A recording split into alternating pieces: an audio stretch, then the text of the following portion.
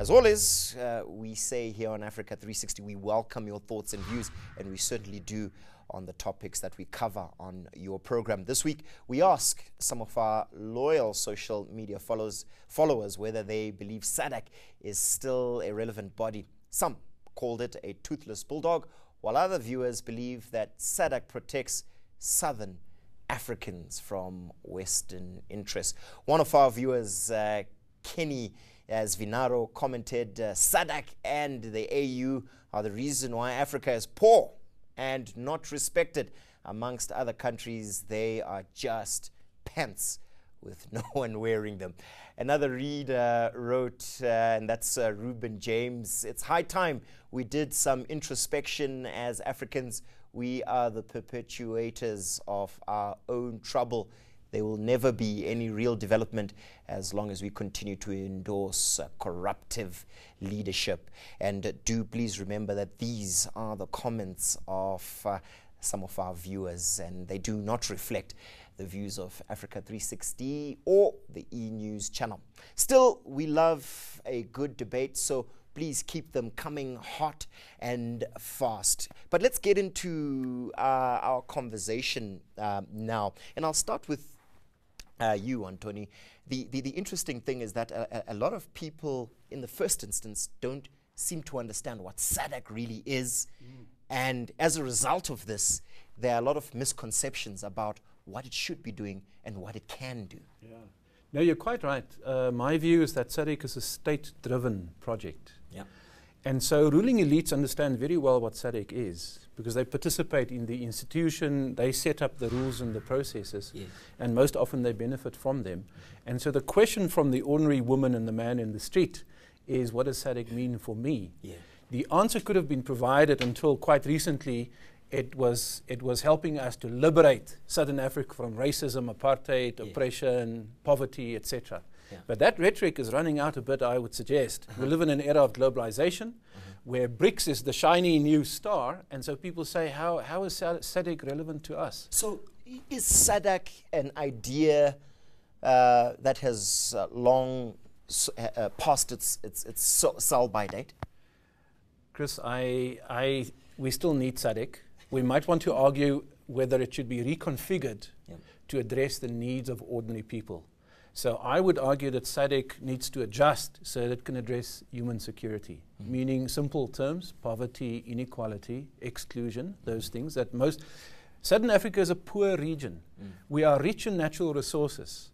We rely on our elites to help us govern these things, but they often make deals that do not reflect our interests. So there's the adjustment that needs to be made. So interesting views from the Prof, Busi. Look, given the situation, you need to prioritize the population. You need to prioritize the region and the civil society. You have to take into account and represent their best interest. And we have seen many events where SADC's decisions have not projected that, of which leaves a problem. But it really plays into the criticism of SADC, that this is just an old boys club of former nationalist liberation movements who are really interested in ensuring that they remain in power.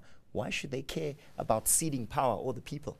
Well, look, we need to move away from the liberation hero notion and also just accept what is happening today, looking at contemporary politics, and also SADC really needs to reinvent itself. But it does remain important. It does remain a powerful regional body. And yes, you just need to look into those things. But in reality, the pedigree of any organization or its organizational culture is derived from its history. The history of SADC from the frontline states was one about anti-colonialism, the liberation struggle, strengthening the sovereignty and security of the various member states at the time. How can that be changed without changing the political culture and its pedigree? Let me defend SADC for a second. There's still a lot to be said for having a organization to which you can belong. 15 of us in the region belong to SADC. Yes. That can protect us from meddling outsiders who want to interfere in our internal business either by selling as a form of democracy or saying, look, you've got riches under the ground, let's make a deal, give us some of that stuff. Or simply selling us weapons where we don't want conflict to be perpetuated. We need SADC for that. The problem with, our conversation here is that it tends to present SADC as this homogeneous unit of people who share common values, common ideology. It really isn't the case. There is division in SADC, isn't there? Honestly, I feel like SADC is putting on a strong facade of unity where you see these members actually applauding each other. It's shocking what happens with how they endorsed the Zimbabwe election outcome. I was actually bitterly disappointed in that decision by SADC to say, look, this is a man, we're looking at Mugabe, who's a man who threatened to pull out of SADC just not so long ago. And yet he sits there and everyone applauds him and say, look, well done, leader. So it has become a club of leadership, of presidents that applaud each other. That's what I think. For that, Busi, it's all well and fine to, be miffed and angry at the leaders, but is it because Mugabe is such a dominant figure?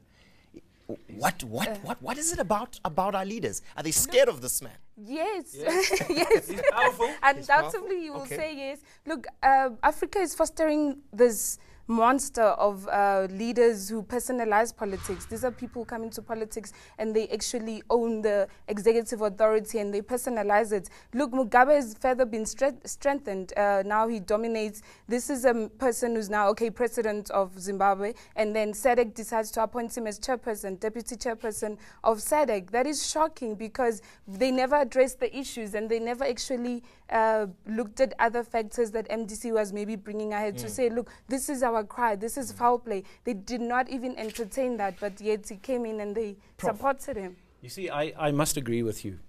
It is true that another stolen election, not to be tolerated, a bad precedent for Madagascar, for the Eastern DRC, etc. However, the reality is also that SADC consists of stronger and weaker members. Yes. Lesotho is small and relatively weak. I hope people will forgive me for saying that. It's got a small economic base. It can't project power and influence like South Africa can, or Angola, or Zimbabwe indeed. In terms of political, philosophical and ideological sophistication, Zimbabwe is powerful. It's a thought leader, and they have an anti-Western rhetoric that intuitively speaks to the way that we feel we've been treated as Africans in the rest of the continent. So it plays a leadership role. You will oppose Robert Mugabe at your own peril at a multilateral meeting. So he is sophisticated. But I also want to say, those who are powerful and strong has power to project, has a leadership role to play, and increasingly for me, I'm looking forward to a day where SADC can find a way where the national interests of 15 members can coalesce or come together in such a way that we can speak with one voice, which we don't do at the moment. Unfortunately, we have run out of time for this section. I'd really like to thank you for your strong views about what SADC needs to be looking at. We'll certainly be talking to one of the members of this foreign policy elite in South Africa, and that's Lindiwe Zulu, right after the break. So do stay with us.